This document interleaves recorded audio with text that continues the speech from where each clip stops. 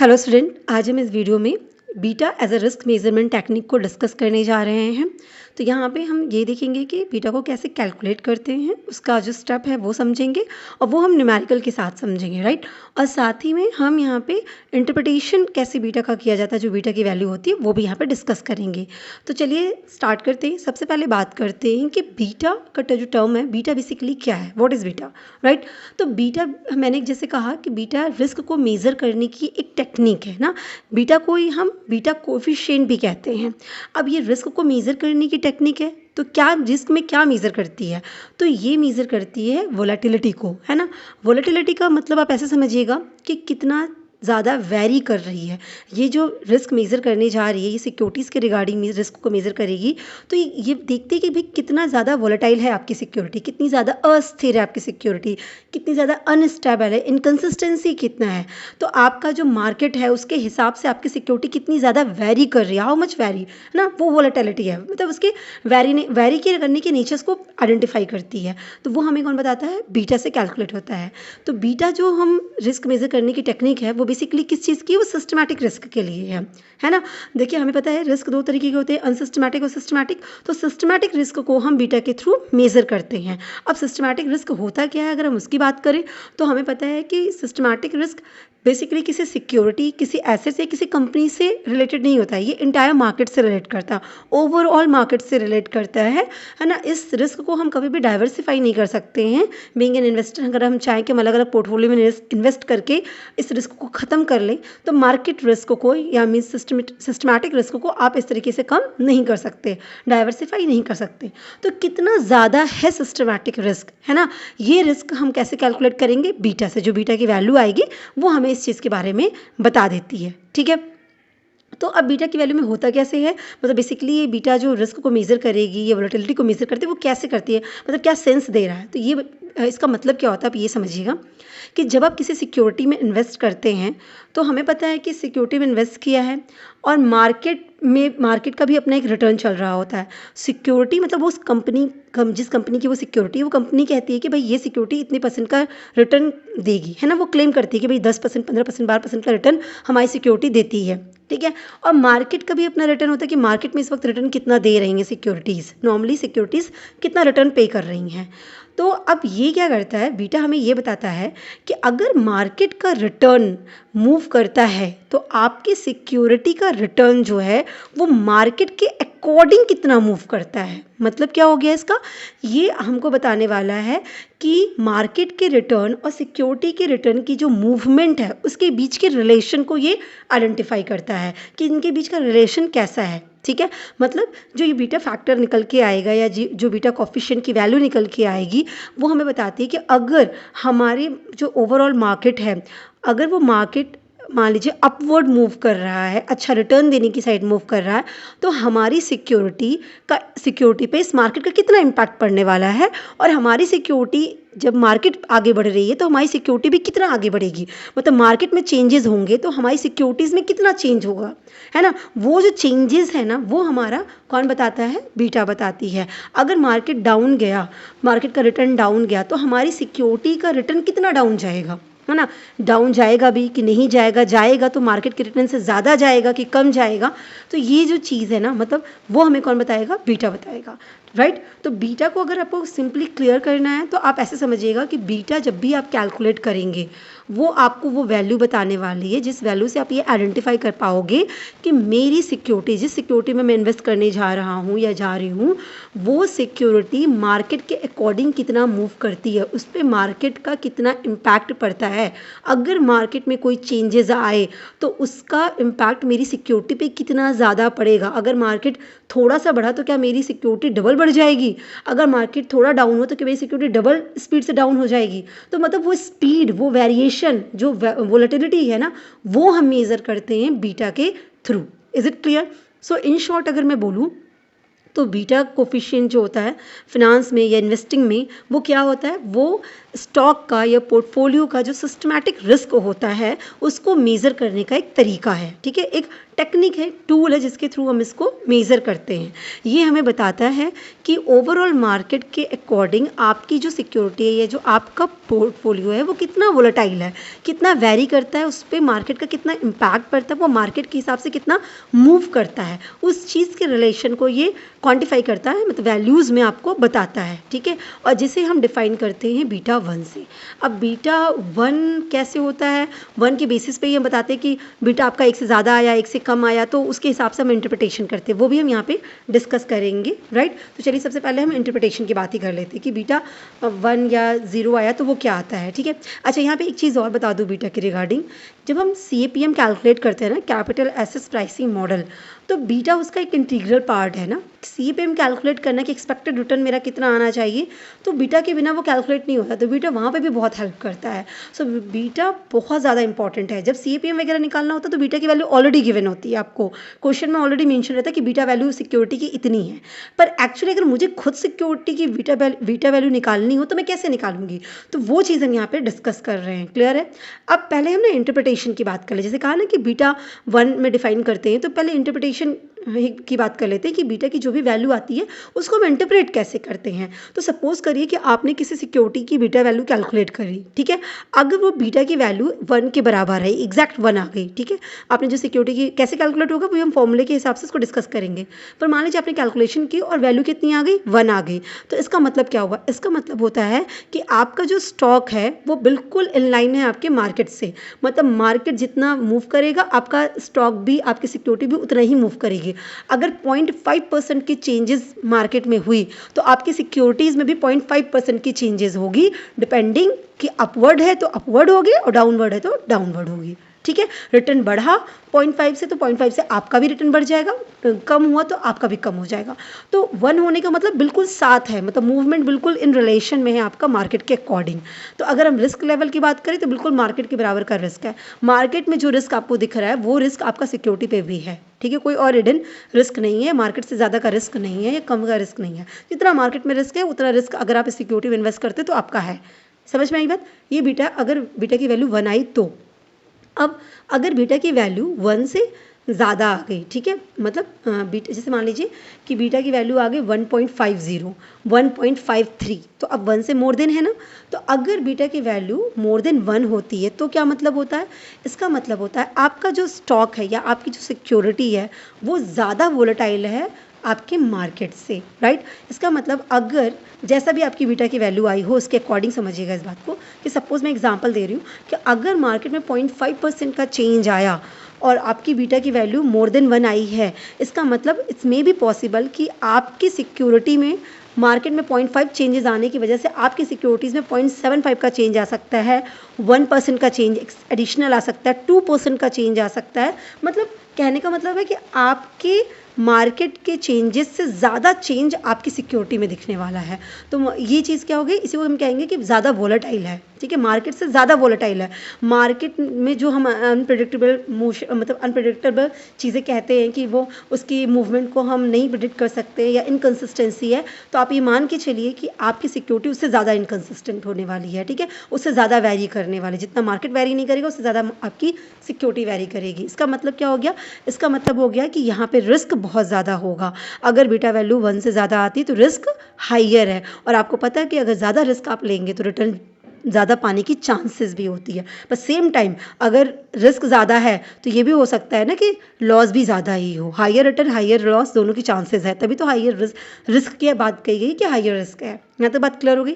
अब अगर बीटा की वैल्यू लेस देन 1 आ गई तो, मतलब अगर 1 है और आपकी बीटा, आपने जो बीटा कैलकुलेट की वो 0.75 आ गई, 0.6 आ गई, लेस देन 1 आई, तो इसका क्या मतलब होगा, इसका मतलब हो गया कि आपका जो स्टॉक है, आपकी जो सिक्योरिटी वो मार्केट से कम वोलेटाइल है, मतलब वो कम चेंज होगी। मार्केट में जो भी वेरिएशन आएगा उसके अकॉर्डिंग आपकी सिक्योरिटी में जो वेरिएशन आना है वो कम वेरी करेगी, उसका इम्पैक्ट कम पड़ेगा, क्लियर है।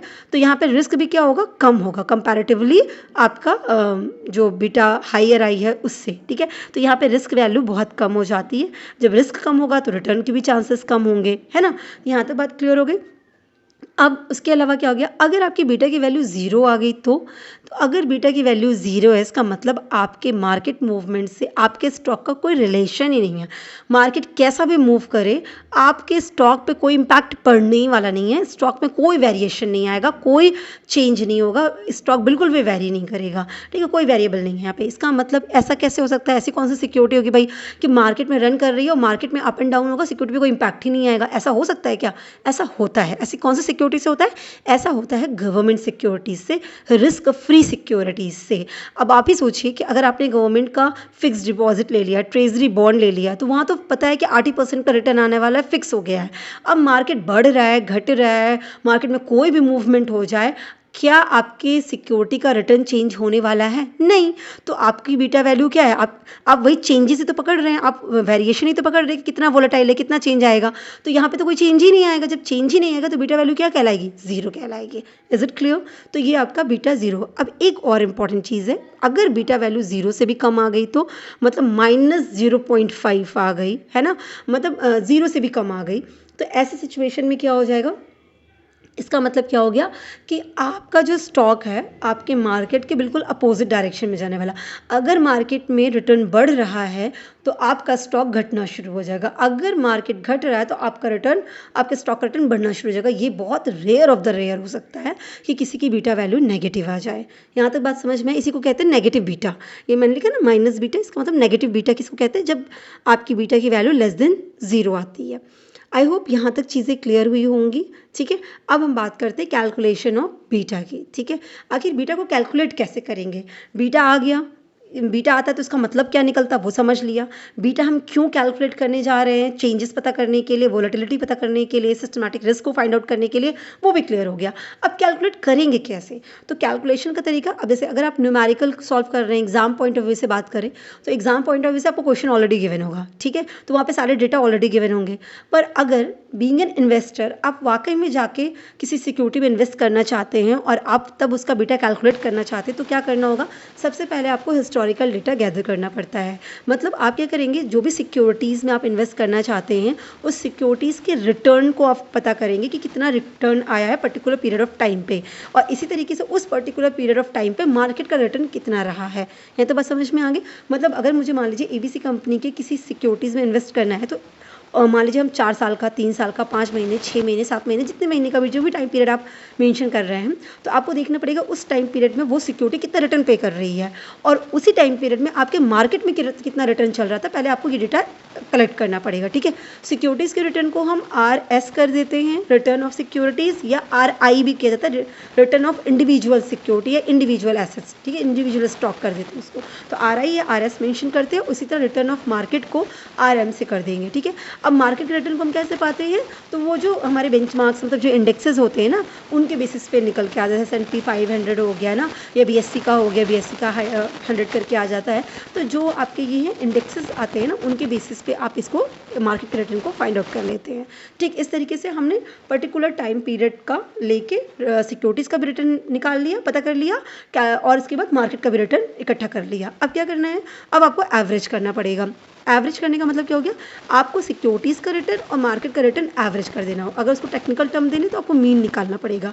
तो सिक्योरिटीज़ का जितना भी आपने 5, मान लीजिए आपने 10 महीने का रिटर्न लिया, तो 10 महीने या 10 साल जो भी कह लीजिए आपने रिटर्न लिया, तो आप उस टोटल रिटर्न करेंगे 10 महीने का कहते हैं, तो 10 महीने के टाइम पीरियड में जितना भी रिटर्न आ रहा है, हर महीने जो भी रिटर्न क्लेम कर रही है सिक्योरिटी, उनको ऐड करके डिवाइड बाई 10 कर देंगे ना। इसी तरह आपके मार्केट का भी रिटर्न 10 मंथ में क्या क्या रहा है, उनको ऐड करके 10 से डिवाइड कर देंगे। तो अभी हम एवरेज रिटर्न कैलकुलेट कर लेंगे। जब हमारा एवरेज रिटर्न कैलकुलेट हो जाता है तो फिर हम क्या करते हैं, हम कोवेरिएंस को कैलकुलेट करते हैं। कोवेरिएंस कैलकुलेट करने का मतलब क्या हो गया? ये जो कोवेरिएंस कैलकुलेट करेंगे वो किसके किसके बीच करेंगे कि स्टॉक का रिटर्न और मार्केट के रिटर्न के बीच में कितना कोवेरिएंस है, वो हम कैलकुलेट करते हैं। अब ये कोवेरिएंस बेसिकली होता क्या है, पहले ये बात समझते हैं। देखिए कोवेरिएंस जो है वो मेजर करता है डिग्री को, किस चीज़ की डिग्री को, कि जो भी दो वेरिएबल्स दिए हैं, जैसे यहाँ पे स्टॉक का रिटर्न और सिक्योरिटी का रिटर्न, तो ये दो वेरिएबल हो गए, इन दोनों के, ये दोनों कितना साथ में मूव करते हैं, मतलब इन दोनों की मूवमेंट टुगेदरनेस कितनी है, साथ में कैसी है, दोनों साथ में कितना बढ़ रहे हैं, दोनों साथ में कितना कोवेरिएंस, कितना वेरी कर, मतलब एक साथ वेरी करते हैं, तो वो चीज़ हम कोवेरिएंस से कैलकुलेट करते हैं। मतलब जैसे ऐसे समझिएगा कि अगर पॉजिटिव कोवेरिएंस आया तो वही हमें ये बताता है कि दोनों वेरिएबल सेम डायरेक्शन में मूव करेंगे। अगर नेगेटिव कोवेरिएंस आता तो ये बताता है कि भाई दोनों चीज़ें अपोजिट डायरेक्शन में मूव करती हैं। जैसे कि किसी प्रोडक्ट की प्राइस और डिमांड की बात कर लेते हैं, तो अगर हम प्राइस और डिमांड में कोवेरिएंस देखने लगे तो हमेशा हमें दिखेगा कि नेगेटिव कोवेरिएंस है। अगर किसी प्रोडक्ट की प्राइस बढ़ती है तो उसकी डिमांड घट जाती है, किसी प्रोडक्ट की प्राइस घटती है तो उसकी डिमांड बढ़ जाती है ना। तो ये वेरिएंस देखता है, कोवेरिएंस यही चीज़ मेजर करता है कि दोनों साथ में कितना मूव करते हैं, दोनों वेरिएबल्स का साथ में उनके मूवमेंट कैसी है, उस चीज़ को हम कोवेरिएंस से मेजर कर लेते हैं। ठीक है, तो अब हम कोवेरिएंस फाइंड आउट करेंगे कौन से दो वेरिएबल के बीच में, स्टॉक का जो मतलब जो सिक्योरिटी या स्टॉक है उसके रिटर्न के बीच में, और जो मार्केट का रिटर्न है उसके बीच में, कि दोनों सेम डायरेक्शन में मूव करते हैं कि दोनों अपोजिट डायरेक्शन में मूव करते हैं, वो उनके मूवमेंट कैसे चल रही है, डायरेक्शन क्या है, वो हम कोवेरिएंस से फाइंड आउट कर लेंगे। देन हम कैलकुलेट करते हैं वेरिएंस को। वेरिएंस क्या करते हैं, वेरिएंस हम सबका नहीं, सिर्फ मार्केट रिटर्न का वेरिएंस कैलकुलेट करते हैं, जो हमें बताता है कि मार्केट का जो अपना रिटर्न था, मतलब ऑन एन एवरेज मार्केट का जो रिटर्न आता है, उस एवरेज रिटर्न से वो कितना स्प्रेड आउट है, कितना फ्लक्चुएट करती है।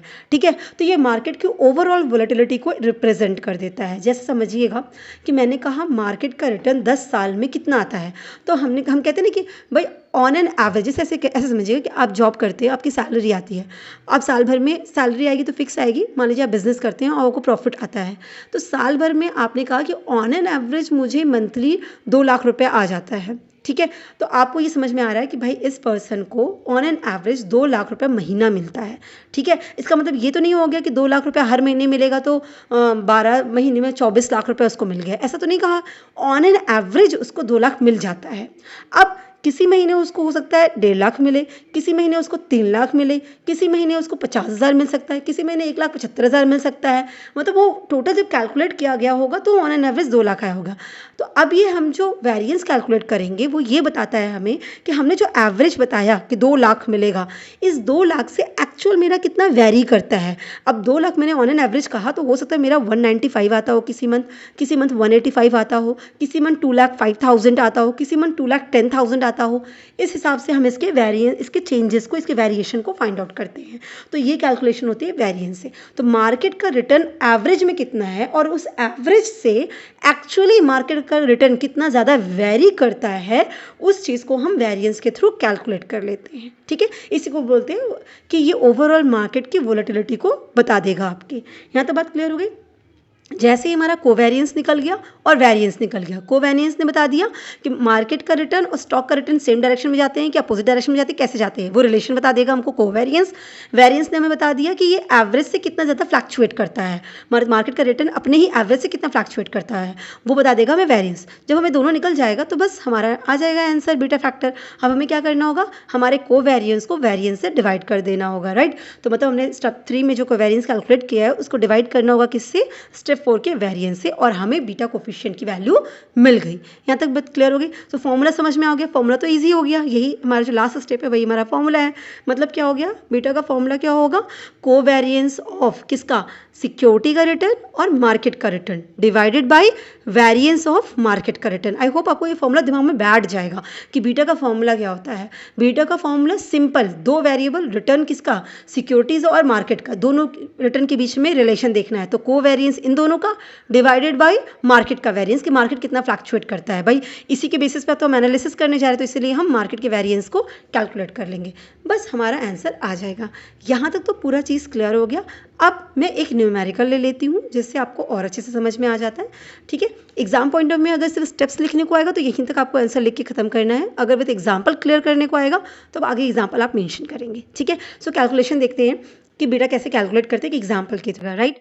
सो एबीसी लिमिटेड की सिक्योरिटीज का 5 मंथ का रिटर्न का डेटा लेंगे, और इसी तरीके से मार्केट के रिटर्न को भी हम 5 मंथ का जो भी रिटर्न है वो यहाँ पे लेते हैं। ठीक है, तो क्या दिया गया है कि फर्स्ट मंथ में मार्केट का रिटर्न कितना रहा, स्टॉक का रिटर्न क्या रहा। इसका मतलब समझिएगा कि फर्स्ट मंथ का जो डेटा मैंने गैदर किया उसमें क्या दिखा कि एबीसी लिमिटेड की जो सिक्योरिटीज थी वो 12% का रिटर्न दे रही थी, जिससे हम आरआई कह रहे हैं, और उस वक्त मार्केट का कितना रिटर्न जा रहा था, 10% का जा रहा था। इसी तरह सेकंड मंथ में मार्केट का रिटर्न 8% था, जबकि स्टॉक का रिटर्न कितना था, 9% था, सिक्योरिटीज 9% का रिटर्न दे रही थी। और थर्ड मंथ में क्या देखा गया कि मार्केट का रिटर्न निगेटिव जा रहा था, -5% से, जबकि आपकी सिक्योरिटी का रिटर्न क्या जा रहा था, वो भी नेगेटिव जा रहा था -6% से। इसी तरह 4 मंथ का भी है, 5th मंथ का भी है, राइट? ये चीज़ें क्लियर हो गई। अब हम क्या करेंगे, अब हम इस चीज़ को आगे न्यूमेरिकल में करते हैं कि कैसे सॉल्व कर देंगे, बीटा कैसे कैलकुलेट करेंगे। तो देखिए हमें पता है कि पहले हमें डेटा गैदर करना होता था, जो ऑलरेडी हमारे सामने है, ठीक है? अब हमें क्या करना होगा, एवरेज करना होगा, राइट? तो पहला स्टेप हमारा क्या बनता है, एवरेज कैलकुलेट करना। एवरेज कैलकुलेट करने का मतलब मीन कैलकुलेट करना। तो पहले हम मार्केट के रिटर्न का भी एवरेज करेंगे एंड देन हम सिक्योरिटीज़ के रिटर्न का एवरेज करेंगे। तो जिसे हम कहते हैं मीन, है ना? तो अब क्या हो गया, 10, 8, -5, 12, 5 सबको हमने प्लस किया, डिवाइड बाई 5 मंथ का डेटा था, तो हमने करके डिवाइड से एवरेज निकाल लिया। तो मार्केट का जो रिटर्न का एवरेज आया वो कितना आया, 6 आया। वहीं सिक्योरिटीज़ के रिटर्न का जो एवरेज है वो कितना है, 7.6। इसका मतलब क्या हो गया कि सिक्योरिटीज़ जो है एबीसी लिमिटेड की, वो ऑन एन एवरेज 7.6 का रिटर्न देती है, जबकि जो मार्केट है वो ऑन एन एवरेज 6% का रिटर्न क्लेम करता है। यहाँ तक बात क्लियर हो गई। अब हम आएंगे अपने नेक्स्ट स्टेप पे, जहाँ पे हमें कैलकुलेट करना पड़ेगा कोवेरिएंस और वेरिएंस को। तो सबसे पहले हम कोवेरिएंस कैलकुलेट करते हैं एंड देन वेरिएंस कैलकुलेट करते हैं। तो हम क्या करेंगे, एक साथ कैलकुलेट करने के लिए पूरा एक चार्ट तैयार कर लेंगे, ठीक है? चार्ट में हम क्या करेंगे कि पहले हम देखेंगे कि भाई कौन-कौन से मंथ हैं, 5 मंथ से पीरियड हमारा हो जाएगा। फिर सिक्योरिटीज़ का कितना रिटर्न है, आपकी सॉरी आरएम मतलब मार्केट का क्या रिटर्न है, फिर सिक्योरिटीज़ का कितना रिटर्न है, फिर वेरिएशन क्या है, ठीक है? तो मार्केट का रिटर्न जो है अपने एवरेज से कितना वेरी करता है, तो आरएम माइनस 6 हो गया। इस तरह सिक्योरिटीज़ का रिटर्न अपने एवरेज से कितना वेरी करता है, तो आरआई माइनस 76 हो गया। एंड देन हम इनका कोवेरिएंस देखेंगे, तो जो सिक्योरिटीज़ का रिटर्न है और आपके मार्केट का रिटर्न, दोनों को जो स्प्रेड है, जो वेरिएशन है, उसको हम मल्टीप्लाई कर देंगे और इसी तरह आपका जो वेरिएंस निकलेगा वो स्क्वायर कर देंगे मार्केट के रिटर्न का। मार्केट का जो रिटर्न है और उसके एवरेज से जो डिफरेंस आ रहा है उसका हम क्या करेंगे, स्क्वायर कर देंगे। तो इस तरह से हमारा चार्ट तैयार हो जाएगा। तो पहले तो जो डेटा हमारे सामने है पहले हम वो मेंशन कर देते हैं। तो ये सब चीज़ें ऑलरेडी हमें पता है। अब हम क्या करेंगे, आरएम माइनस 6 निकालेंगे, मतलब आपके मार्केट का रिटर्न एवरेज से कितना स्प्रेड करता है। तो मार्केट का रिटर्न कितना 10% है और आपका एवरेज कितना आता है, मार्केट का 6 आता है, तो कितना वेरी कर गया, 4। इसी तरह सेकंड मंथ में भी देखेंगे आप कि मार्केट का रिटर्न है 8% और एवरेज था 6%, तो 2% से वेरी किया, है ना?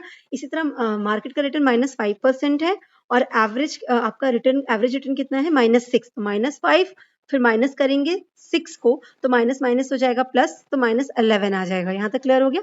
इसी तरह हमने सबका निकाल लिया। सेम इसी तरह हम सिक्योरिटीज़ का भी कैलकुलेट कर लेंगे।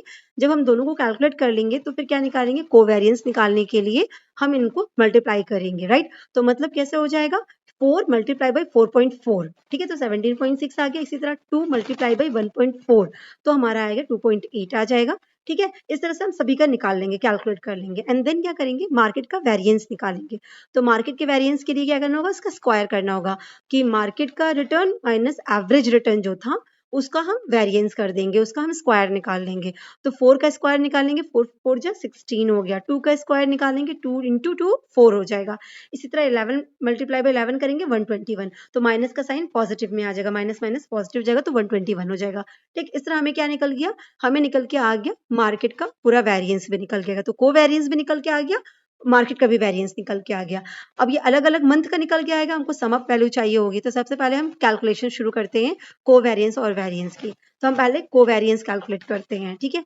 कोवेरिएंस किसके बीच में, सिक्योरिटीज के रिटर्न और मार्केट के रिटर्न में। तो हमने ऑलरेडी जो निकाला हुआ था, आपने देखा होगा कि रिटर्न, मार्केट का रिटर्न और जो एवरेज रिटर्न था, दोनों के बीच का डिफरेंस मल्टीप्लाई बाय सिक्योरिटीज का रिटर्न माइनस एवरेज रिटर्न, है ना, उनके बीच का डिफरेंस, दोनों को मल्टीप्लाई करना है। तो ऑलरेडी हमने ये टेबल में किया था, अब उसका सम अप कर लेंगे, सबको टोटल कर लेंगे। तो सम अप वैल्यू आ गई, डिवाइड बाय n-1, तो 5 मंथ का पीरियड था, तो 5 - 1 कर दिया 4, तो 214 डिवाइड बाय 4 किया, तो हमारी कोवेरिएंस की वैल्यू कितनी आ गई, 53.5 आ गई। इसी तरह हम वेरिएंस कैलकुलेट करेंगे, तो वेरिएंस ऑलरेडी हमने कैलकुलेट कर रखा है, उसका सम अप वैल्यू निकाल देंगे, टोटल कर देंगे और टोटल करने पे कितना आएगा, 178 डिवाइड बाय 4 कर देंगे, तो हमारा आंसर आ जाएगा 44.5।